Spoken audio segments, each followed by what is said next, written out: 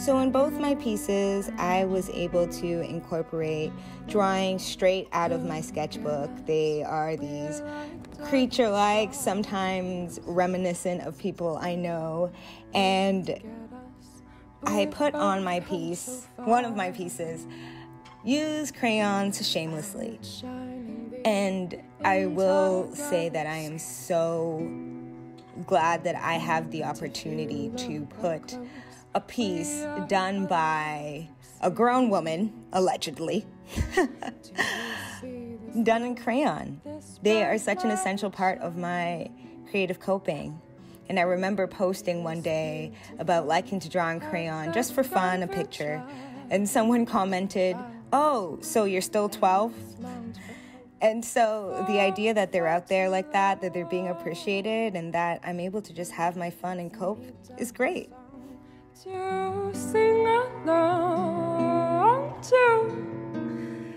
Hey, I'm Glow. I'm a graphic designer, stylist, photographer, and dancer who loves hip-hop, which is why I decided to design a poster and a series titled Hip Hop Honeys.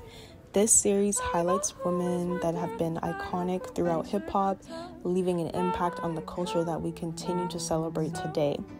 As an artist, I think it's super important to always give credit where it's due, which is why I decided to dress up as 3 iconic women, Missy Elliott, Eve, and Lil Kim, and just paying tribute to them, ultimately just to show my appreciation for the imprint that they've left on our culture. And so this was super fun for me to do. I love fashion, I love hip-hop, I love these 3 women, and what better way to celebrate, especially during Black History Month, than by putting together a tribute that can be seen by the entire city. So I was super grateful to see this when it was put up at Ossington Station, and it's honestly something I'll cherish forever. My name is Desiree McKenzie, and I'm part of the Vibe Arts Desire Lines program.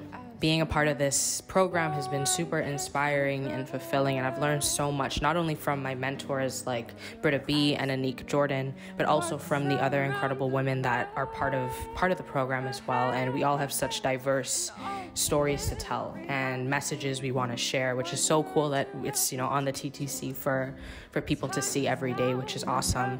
And my work, Coping in Color, is about, mental health as a racialized person, and how there's a lot of stigma and intergenerational trauma associated with that we have to work through. And as I've been on that journey myself, Coping in Color has been my way of sort of describing that and kind of talking about my experience and my story. And it's so cool getting to be exhibited with all these other incredible artists that inspire me as well. Was made for this. I know My name is Mei Chuk, and my pronouns are they, them, she, her. I was born in Malaysia and have a background in Chinese songwriting, in addition to my jazz training in Canada. For my project, In Between Intersections, I created a song poem in Chinese and English. I included my handwriting for a personal touch and intersected them visually. Through this project, I got to explore what intersectionality means to me, how it makes me feel, and how it informs my life and music. I hope my work is relatable to people who speak multiple languages or have mixed heritage.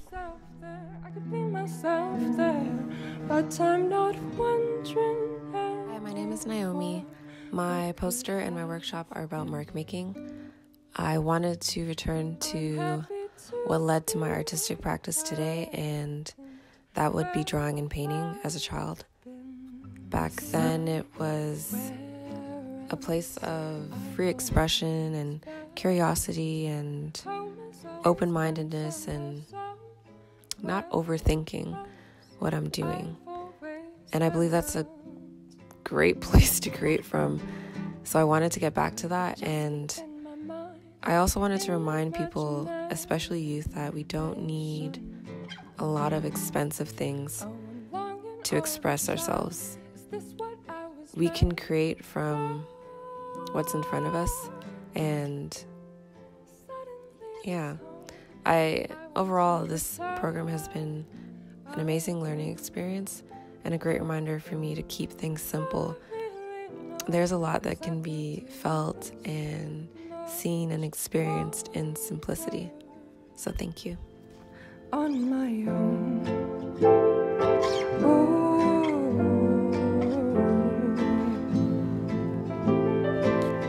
On my own. Ooh.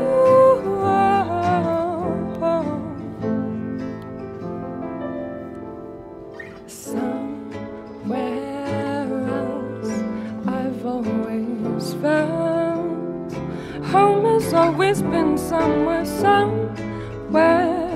else I've always found.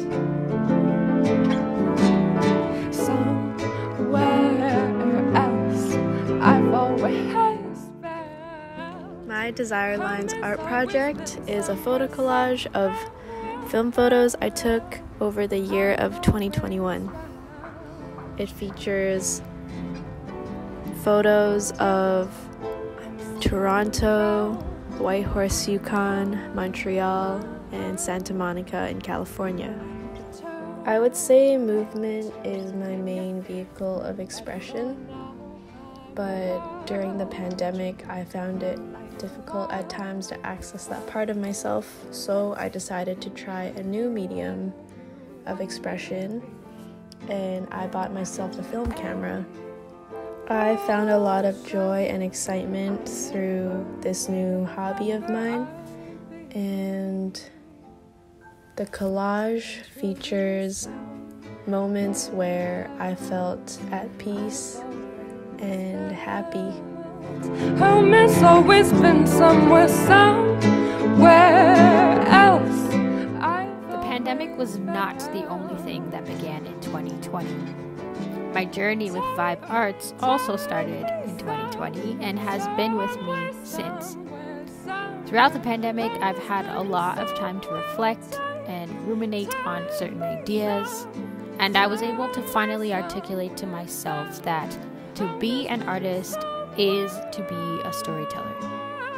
So I'm grateful to Vibe Arts and the RBC Desire Lines III program for holding me accountable to my artistic ideas over the past few months, and also the creation and sharing process in this regard. And I'm also grateful for the opportunity to dig deeper into my own understandings of personal storytelling, and then to go a step further and share my findings with younger generations through virtual arts facilitation. We're like dying stars. My name is Serene Illustrations, and I am in this year's Desire Lines. My art creation for Desire Lines reflects the importance of celebrating culture and representing the stories told by our ancestors in art so that generations after us can appreciate its rich history. My goal for Desire Lines is to inspire others to find inspiration from their roots and realize that stories are everywhere and always around us. My arts programming focuses on teaching visual storytelling, where students will learn how to incorporate their inspirations from mythology and their ancestry and learn the basic principles of art to create their own visual story. I want participants to realize that no matter what age they're at, their story is important. The mentorship has been so insightful, and I received a lot of guidance on how to create engaging programming from start to finish. My mentor, Jen Chin, provided me with expert advice, and I will continue to follow it for years and years to come. My name is Shanice Phillips. I'm a dancer, expressive arts therapist in training, and arts facilitator. I was born and raised in the West End of Toronto to two Jamaican parents. Things that make me happy are writing poetry, small spontaneous art projects, and putting together cool outfits. I'm currently most inspired by people who live their lives as authentically as possible. I think I'd want whoever sees this project to know it was one of the hardest things I've ever done. I created this in a time where I was unraveling so many ideas about myself, stripping away identities of people I thought I was supposed to be. It exposed every single fear and insecurity. Body Speaks came out of one of my first sketches. My body speaks as it has experienced many things, good, bad, and in between. It's a map to many things. A map that helps me pinpoint what needs soothing, attending, and listening to. My body spoke and asked me to embrace softness, even when it's scary and vulnerable, because that's where I'll find everything I need.